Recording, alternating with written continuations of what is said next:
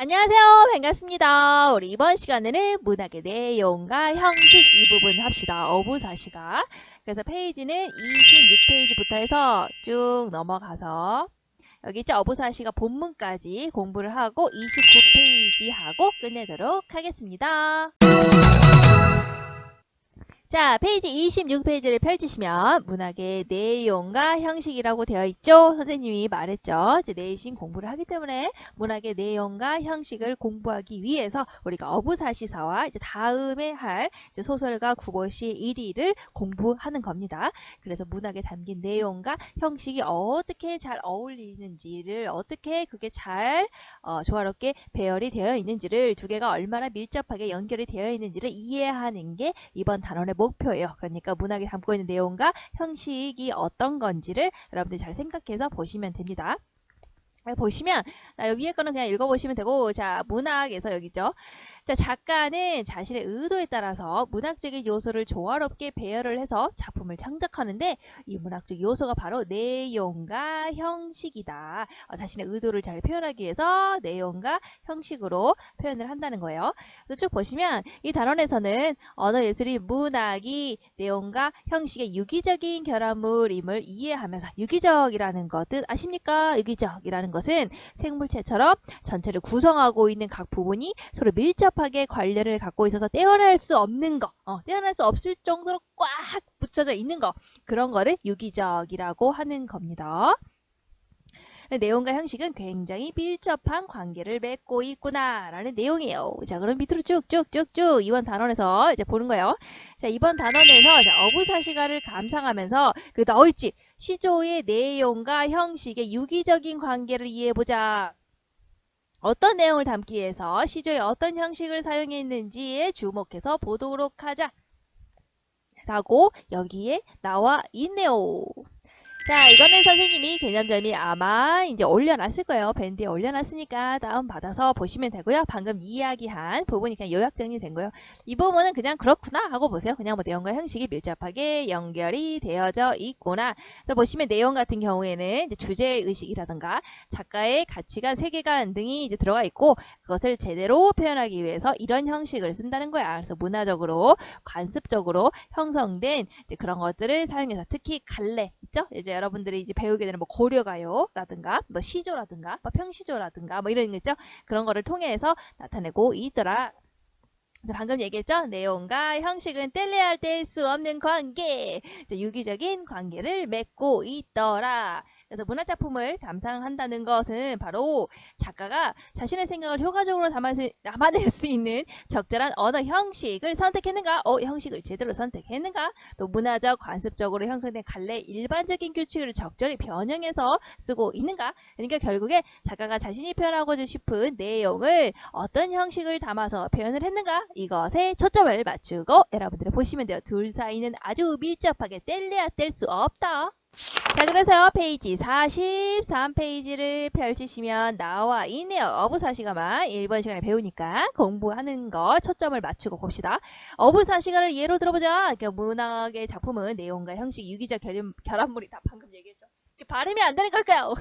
유기적 결합물이다. 얘기를 했죠. 그래서 내용과 형식이 밀접하게 연결이 되어 있다. 그래서 어부사시가를 예로 들어서 윤선도는 시조의 규범에 따라서 자연 속에서 살아가는 자신의 흥취를 표현했지만, 아하, 자연 속에서 노는 자신의 흥취, 그러니까 자연 속에서 재미있게 노는 것이 자기 내용이라면 이것을 표현하기 위해서 어떤 형식을 사용했냐? 바로 이렇게 나와 있다는 거야. 어부의 삶과 사계적인 실감을 제대로 표현하기 위해서 염구라는 형식, 그리고 40수에 이르는 연시조라는 것으로 구성을 해서 기존에 있었던 형식을 변화시켰다. 그래서 염구라는 거, 40수에 이르는 연시조라는 형식을 선택을 했다라는 겁니다. 그렇죠?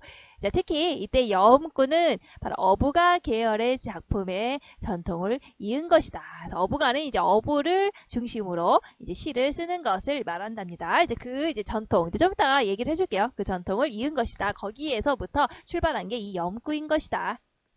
결국 중요한 것은 어부사시사의 내용은 제 자연 속에서 살아가는 자신의 흥취, 내용과 형식 어때요? 염구와 사십수에 이르는 연시죠. 자, 이런 것은 분리된 것이 아니다. 서로 유기적으로 결합해서 이 내용을 잘 표현하고 싶어서 염구와 사십수에 이르는 연시조를 사용했다는 거예요.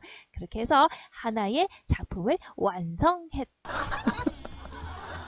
자, 그러면 이어서 봅시다. 이 사람이 어떤 내용을 표현하려고 했죠? 바로 자연 속에서 살아가는 자신의 흥취를 표현하고 싶었죠. 자신이 얼마나 자연 속에서 즐겁게 살아가고 있는지 한가로운 그 모습, 이런 것을 내가 담고 싶었다고요. 그래서 어떤 형식을 가지고 왔냐면요. 바로 사십수의 연시조라는 형식을 사용을 했어요. 그래서 난 너무나 즐거워. 그렇죠? 그래서 여음도 사용을 했답니다. 여음구에 사용을 했다라는 게 특징이었죠. 자, 이 중에서 사십수 연시조 먼저 보도록 합시다.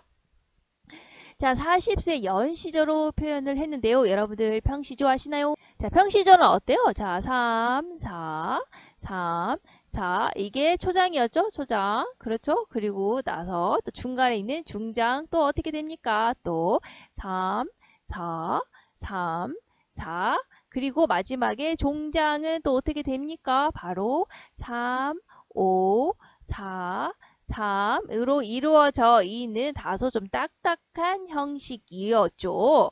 자, 이렇게 딱딱한 형식의 평시조인데요. 약간의 변형을 한 거예요. 그리고 이것만으로는, 이 형식만으로는 나의 이 즐거운 나의 흥, 이런 거를 봄, 여름, 가을, 겨울 신나는 나의 요 흥, 이런 거를 담을 수가 없다. 그럼 담기 위한 나의 형식 어떻게 하면 좋겠냐? 바로 좀 길게 써야겠다. 나 봄에도 많이 놀았고 여름에도 많이 놀고 가을에도 많이 놀고 겨울에도 많이 노는데 이거를 담아야겠다. 그래서 연시조의 형식을 쓰게 되는 겁니다.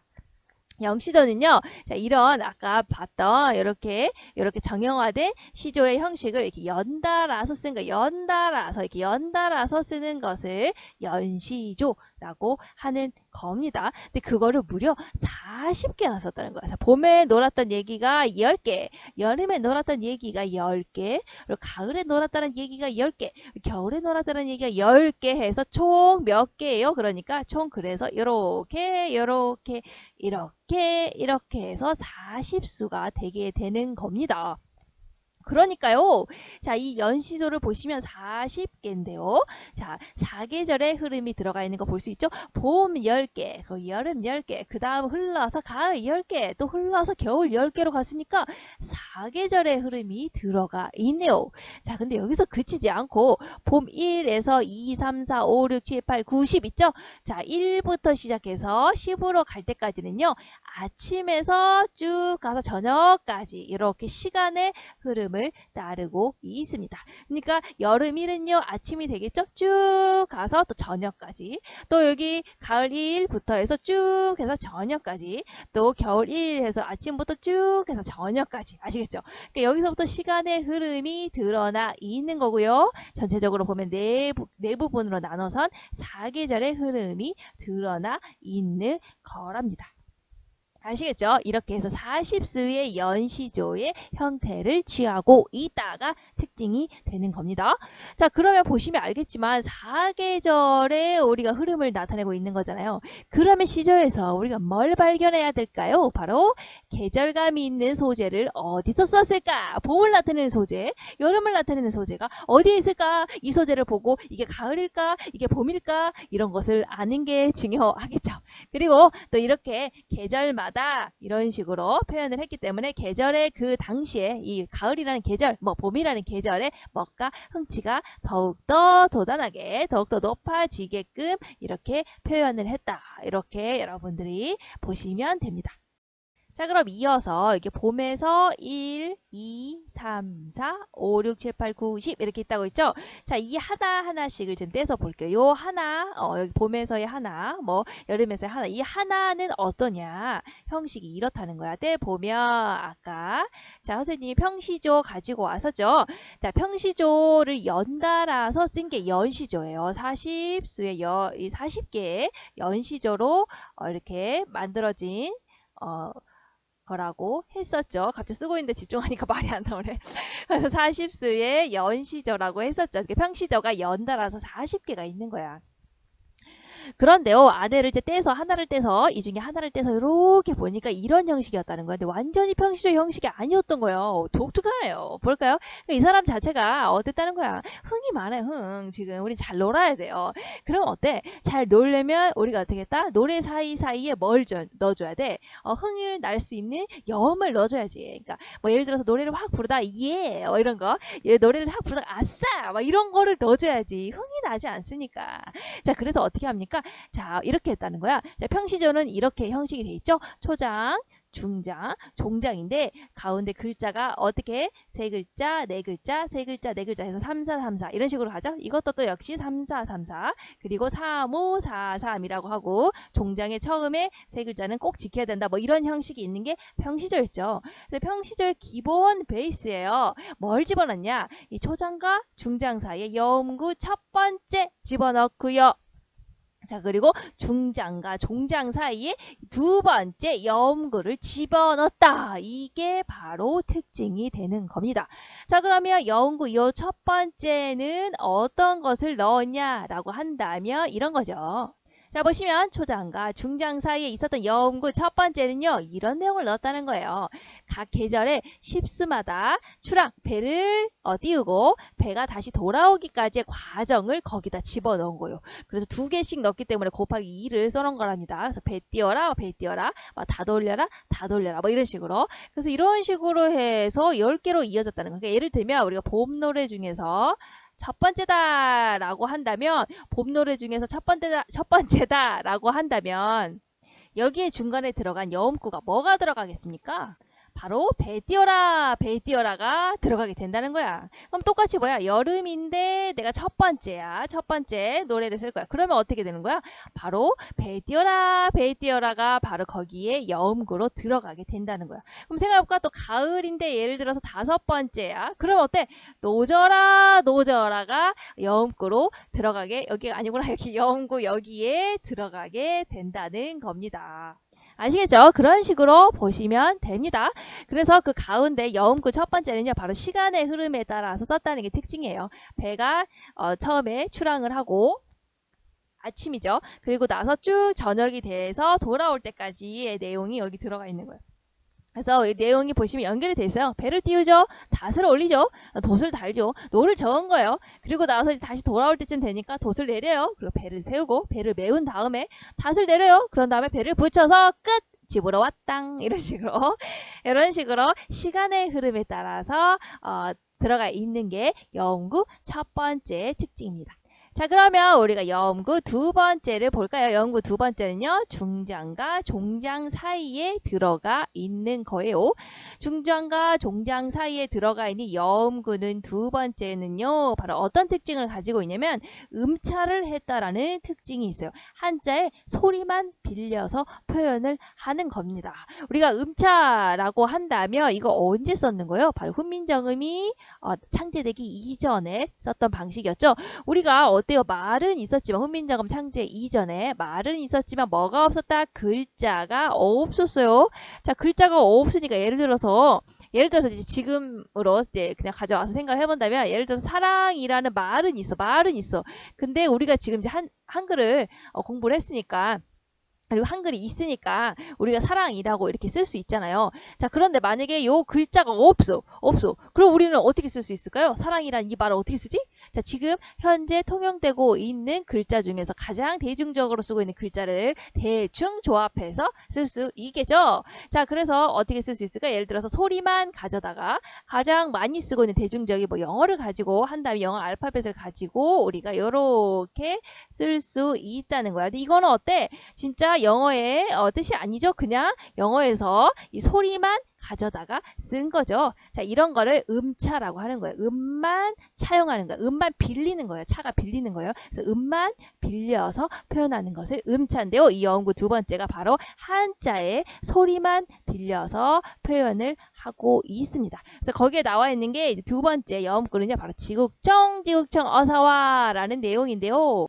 잠깐 본문을 보시면 지국정 어사와에서 여음구 두 번째가 들어가 있죠. 한자를 음차했다고 했죠. 한자의 음만 빌려왔어요. 그래서 한자에서 지음을 가지고 있는 거, 한자에서 국이라는 음을 가지고 있는 거, 한자에서 총이라는 음을 가지고 있는 것을 가져다가 여기다 표현을 한 거예요. 아시겠죠? 자, 그런데요, 이거는 무슨 소리였냐? 바로, 자, 노를 젓는 소리였다는 거예요. 찌그덩. 여러분들 그 배에 이렇게 노 저으면 어떻게 배에서 찌그덩 이렇게 소리 나잖아. 그 노 젓는 소리를 집어넣구나. 의성어로 집어넣은 겁니다. 자, 그리고 뒤에 있던 어서와. 이거는 뭘까요? 바로, 어겨차 라고 하는 노를 저으면서 외치는 소리를 의성어로 집어넣은 거예요. 이게 여음구 두 번째고요. 이거는요, 아까 여음구 첫 번째는 어떤다고 그랬어? 각 십수마다 다르게 지금 이렇게 있었죠. 그렇죠. 십수마다 다르게. 그런데 이건 여음구 두 번째는요. 사십수 모두 동일하게 집어넣은 겁니다. 뭐 예를 들면 이런 거겠죠. 이 아싸 예 뭐 이런 거니까 그냥 동일하게 집어넣었다라고 보시면 돼요. 그래서 이거는 사십수 동일하게 집어넣었다는 특징을 가지고 있어요. 자, 그리고 이렇게 여음구가 있다라는 것은 무슨 효과가 있을까요? 자, 초장을 부르고 나면 그 다음 여음이 나오겠구만. 중장을 부르고 나면 여음이 나오겠구만. 이라고 하고 그것이 동일하게 이어지게 되니까 통일감을 느낄 수가 있죠. 그리고 평시조는 이렇게 3434, 3434, 3543 이렇게 딱 막 갖춰진 틀에 있는데요. 여기서 중간중간에 예, 아싸, 지국청 뭐 이런 것들을 집어넣음으로써 변화를 주고 있다. 평시조의 단조로움에 약간 변화를 주고 있어요. 그리고 어쨌든 이 여음구는 계속 반복이 되는 거죠. 반복이 되는 거면 뭐라고? 운율이 형성이 되는 겁니다. 자, 그리고 이렇게 여음이 있는 거 우리가 많이 봤죠. 바로 요 앞전에 있었던 고려 소교, 즉 가요, 고려 가요의 형식적인 영향을 받았구나 라고 볼 수가 있습니다. 자, 그러면 어부사시사의 전체적인 형식에 대해서 공부를 한 것 같아요. 우리가 그러면 이제 다음 시간에는 이제 어부사시사 본문으로 들어가 보도록 합시다. 다음 시간 본문 내용으로 만나요. 안녕.